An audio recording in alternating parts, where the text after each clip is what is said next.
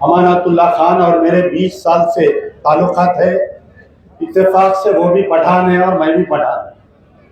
अब रही बात इस चुनाव में, हालांकि अमानतुल्लाह खान 2 चुनाव लड़े हैं, मैं कभी नहीं आया। आज जो है आने का मकसद ये है, ये जो हैदराबाद से मिस्टर बच्चन बोले आपके दरमियान में फिर रहे हैं, यहाँ पर आकर तो उनकी चंद हकीकत और उनके बारे में जो उनकी पार्टी का परचम लेकर फिर रहे हैं, उनसे मेरे कुछ सवालात है।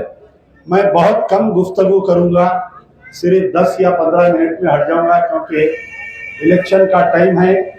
10 बजे आपको जलसा ख़त्म करना है।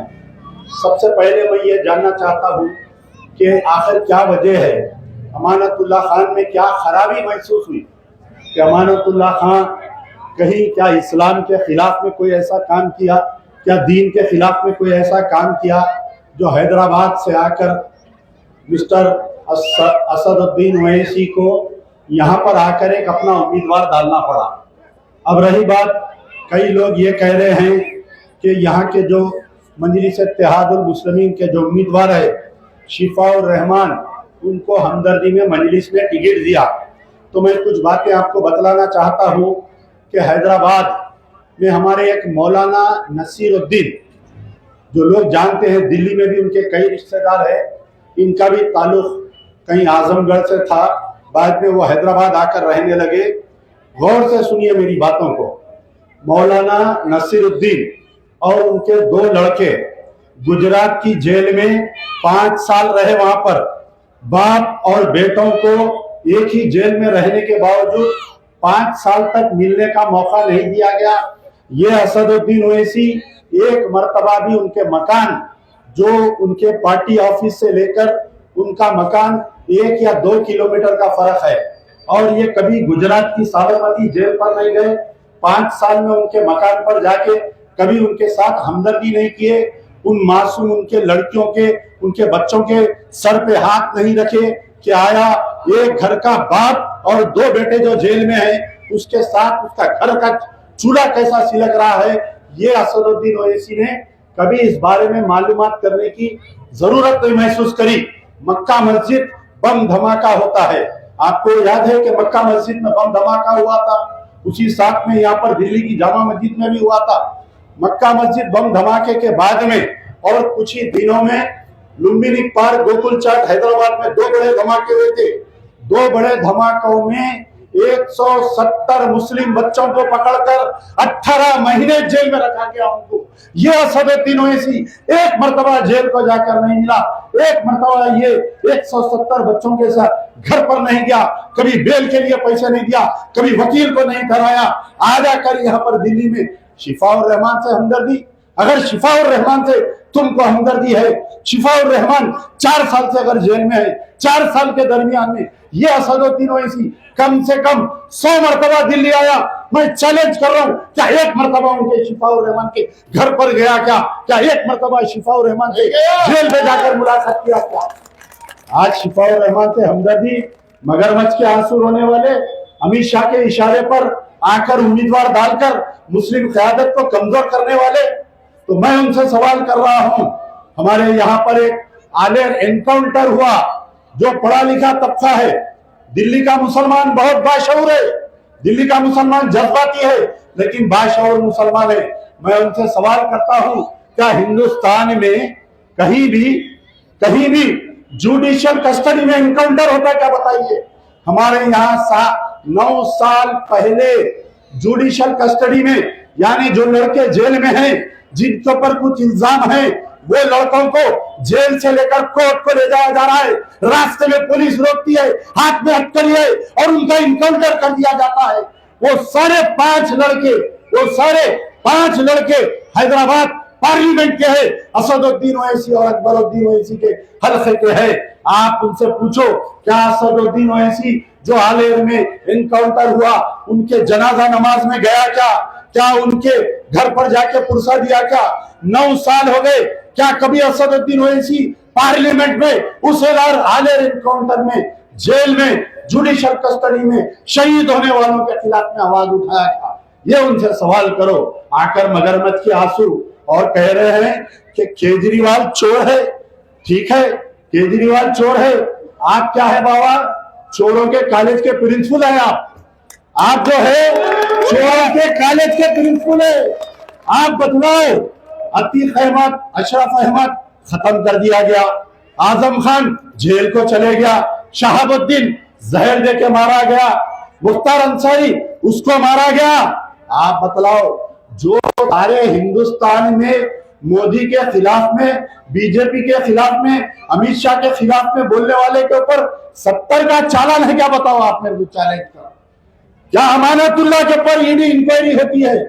जिसका बाप किराए के घर में था, आज उसकी औलाद 500 करोड़ के घर में है। असदुद्दीन, ये असदुद्दीन के वालिद सुल्तान सलाउद्दीन ओवैसी मरो किराए के मकान में थे, आज असदुद्दीन 500 करोड़ के मकान में है। तो बतलाओ ईडी इंक्वायरी क्यों नहीं होती? अमानतुल्लाह के ऊपर इंक्वायरी।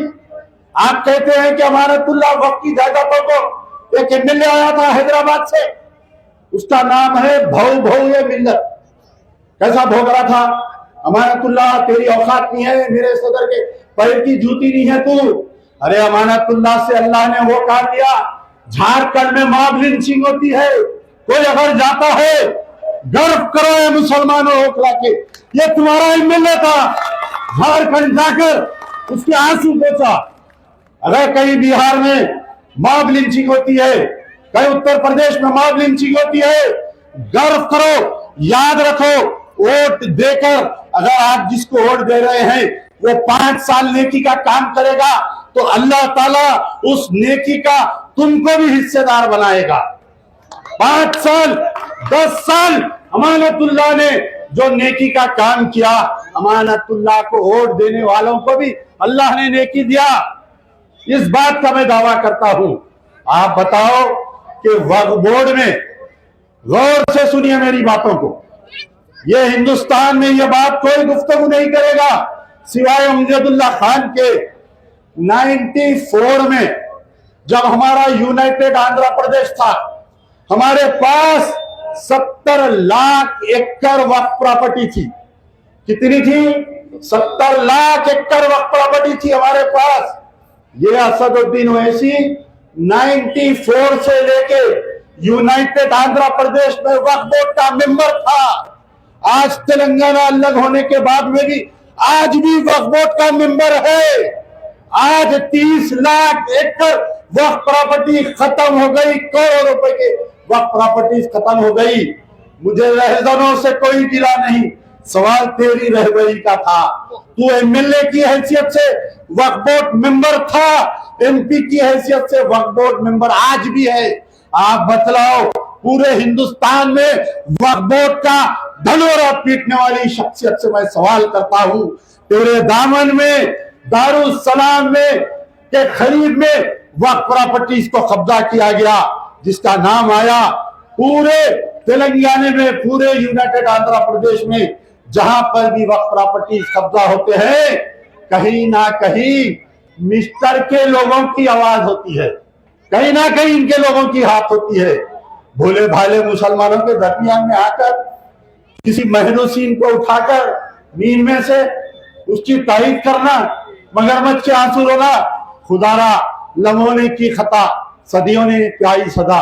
अगर याद रखिए, अमानतुल्लाह हार जाएगा तो अल्लाह ने अमानतुल्लाह को बहु दिया, जिंदगी भर अपनी बीवी बच्चों में मसरूफ रहेगा।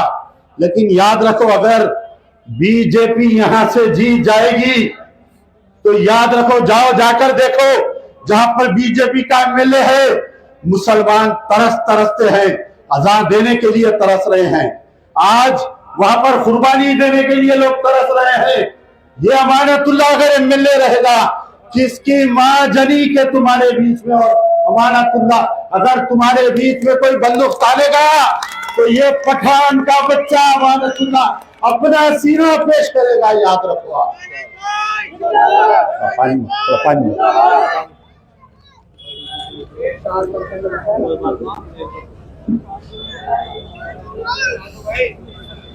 मैं यहां पर 3 तारीख तक हूं और जलसों से मुखातिब करूंगा।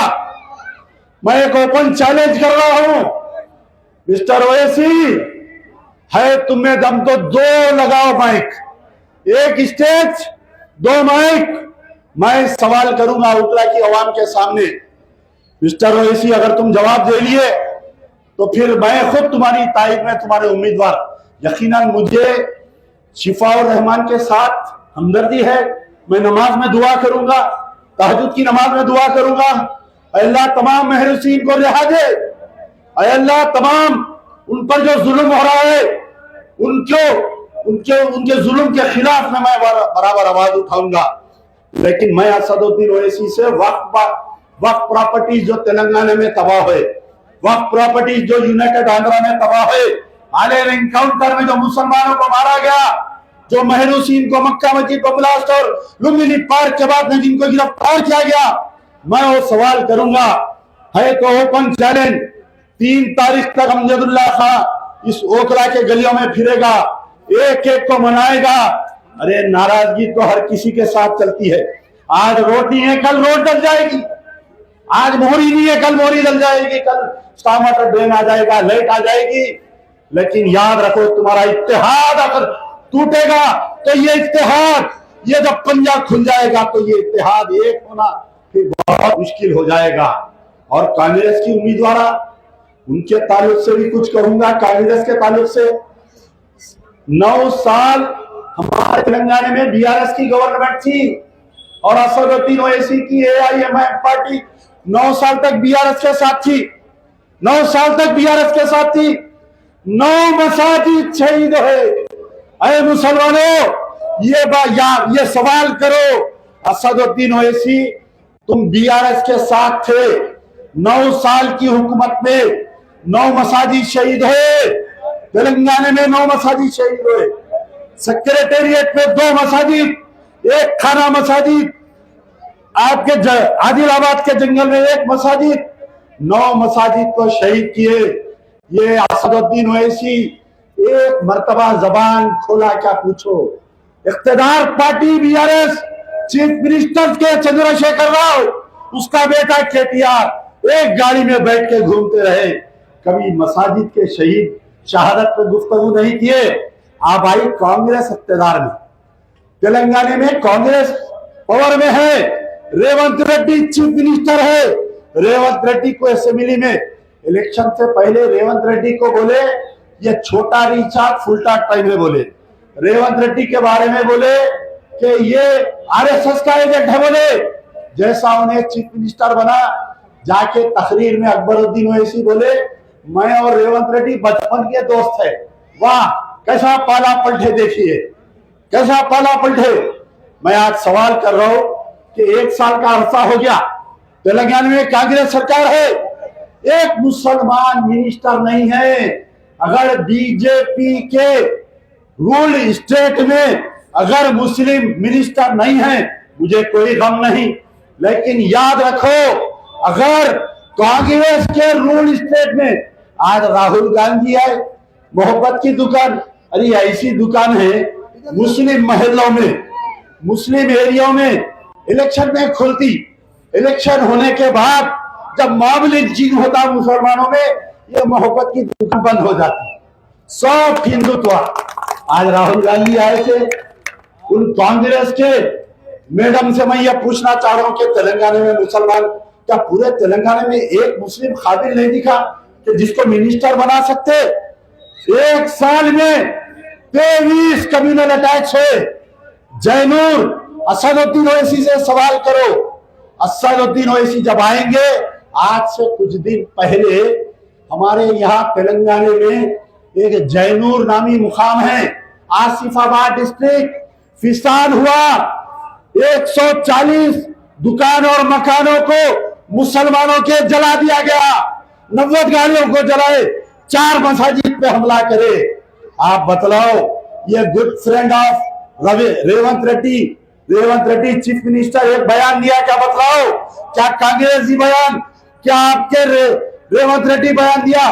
क्या राहुल गांधी तेरी मोहब्बत की दुकान कहां पर गई थी जब मेरे मुस्लिम भाइयों के, कलमा गो भाइयों के दुकान जल रहे थे? तो फिर याद रखो, मैं ओपन चैलेंज करके आपसे रुखसत लूंगा। असदुद्दीन ओवैसी, हैदम दिन तारीख का ऐलान करो। जैसा अमेरिका में इलेक्शन होता, आखिरी दिन पूरे कैंडिडेट्स को बुलाते, मीडिया के सामने बहस करते, मैं सवाल करूंगा, तुम मेरे सवाल का जवाब दो। नहीं, अगर ये चैलेंज कबूल नहीं तो तुम्हारे कैंडिडेट को विड्रॉ करो। यह मुसलमानों में इंतशार मत पैदा करो। यार जिंदा सोबत बाकी।